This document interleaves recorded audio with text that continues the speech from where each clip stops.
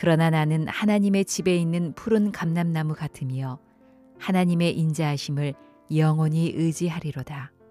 주께서 이를 행하셨으므로 내가 영원히 주께 감사하고 주의 이름이 선하심으로 주의 성도 앞에서 내가 주의 이름을 사모하리이다.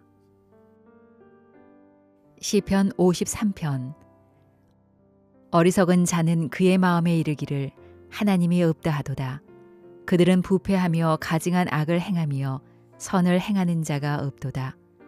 하나님이 하늘에서 인생을 굽어 살피사 지각이 있는 자와 하나님을 찾는 자가 있는가 보려 하신즉 각기 물러가 함께 더러운 자가 되고 선을 행하는 자 없으니 한 사람도 없도다. 죄악을 행하는 자들은 무지하냐. 그들이 떡 먹듯이 내 백성을 먹으면서 하나님을 부르지 아니하는도다.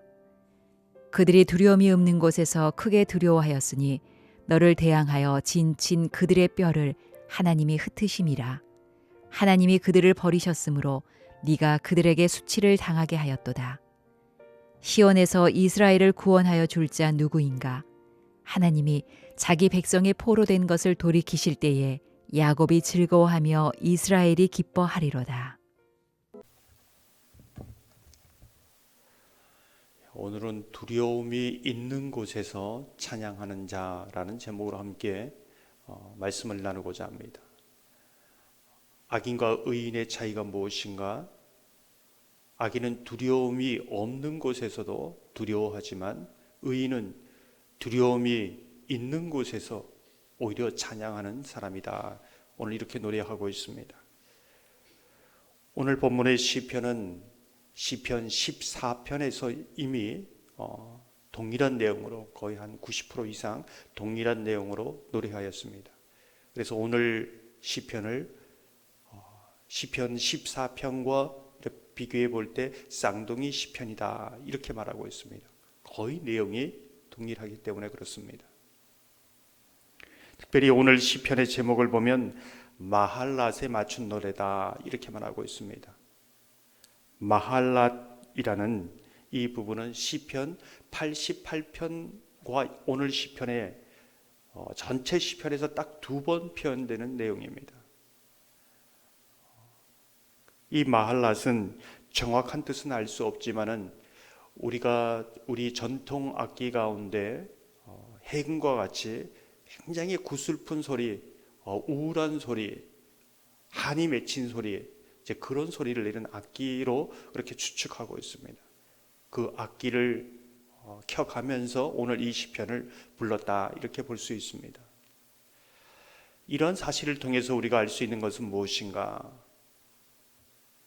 시편 14편도 그렇고 오늘 53편도 그렇고 우리가 같은 문제, 오랫동안 기도했지만 해결되지 않는 문제로 우리는 슬퍼하고 또 눈물을 흘리면서 기도할 수 있다는 것입니다.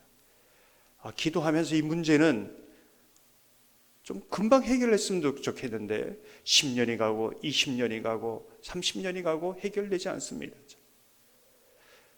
지난번에 문제로 넘어졌는데 또 이번에 또 넘어집니다. 굉장히 슬픈 거죠. 어려운 거죠. 마음이 힘든 겁니다. 그럴 때마다 정말 이 기도를 하나님이 들어주는가? 그럴 때마다 왜 자꾸 나는 넘어지는가? 이렇게 약한가? 찬송가 372장 가사처럼 나 자주 넘어집니다. 나 자주 실패합니다. 그런 해결되지 않는 그런 문제를 가지고 오늘 이 마할랏을 켜가면서 하나님 앞에 눈물로 기도하는 것이지요. 여러분도 그러한 부분이 있지 않습니까? 10년, 20년, 30년 정말 간절하게 기도해도 해결되지 않는 문제가 있는가 하면 같은 문제도 또 넘어지고 그 문제를 가지고 기도하면서 무력감을 느끼고 있지는 않습니까? 오늘 이 시인도 동일한 고백을 했다는 것을 우리는 생각합니다. 저와 여러분이 똑같은 문제로 아픔으로 넘어질 때에 해결되지 않는 문제를 가지고 슬픔으로 기도할 때에 하나님께서 들으시고 또 위로하여 주시기를 주님의 이름으로 축원합니다. 우리가 한 가지 더 생각할 수 있는 것은 왜 이렇게 반복적으로 기록하고 있는가 묵상하게 되지요. 스펄전은 그 이유에 대해서 다음과 같이 말합니다. 오늘 이 시편에 대해서 성경은 같은 내용을 쓸데없이 반복하지 않는다. 이 시편이 두 번째로 제시된 데에는 충분한 이유가 있다. 우리는 배움에 있어서 더듬며 거듭하여 배울 필요가 있다. 우리 나이가 53살 정도 된다면 우리는 이 시편의 교훈이 10대 때보다 더 분명하게 가슴에 와닿는다는 사실을 발견하게 될 것이다. 무슨 뜻일까요? 성경은 똑같은 내용인데 읽을 때마다 새롭다는 겁니다. 인생의 여러 계절을 지나면서 10대 때 다가오는 그 은혜의 깊이하고 50대, 70대 그 말씀이 다가오는 은혜의 깊이가 다르다는 겁니다. 제가 한 분의 권사님과 전화 통화를 하면서 어떤 사람이 보아도 너무 힘들고 답답한 상황입니다. 절망적인 상황입니다. 근데 그분이 이런 말을 합니다. 그 어느 때보다 하나님의 말씀이 이렇게 달고 은혜롭게 다가오는 때가 없었습니다. 그래서 이렇게 힘들고 어려운 상황 잘 모르겠다고 그렇게 고백합니다. 성경만 펴면 시간 가는 줄 모른다는 겁니다. 인생의 그 화려했던 모든 어떤 순간보다도 지금이 가장 은혜롭다. 누가 보아도 가장 힘든 시간인데 가장 은혜롭다. 이렇게 고백합니다. 우리가 늘 듣던 말씀, 어떻게 보면은 어떤 사람에게는 그냥 늘 듣던 말씀이지만 어떤 사람은 강력한 생생한 그런 주님의 음성으로 심령에 부딪힐 때가 있습니다. 이게 성령의 역사입니다.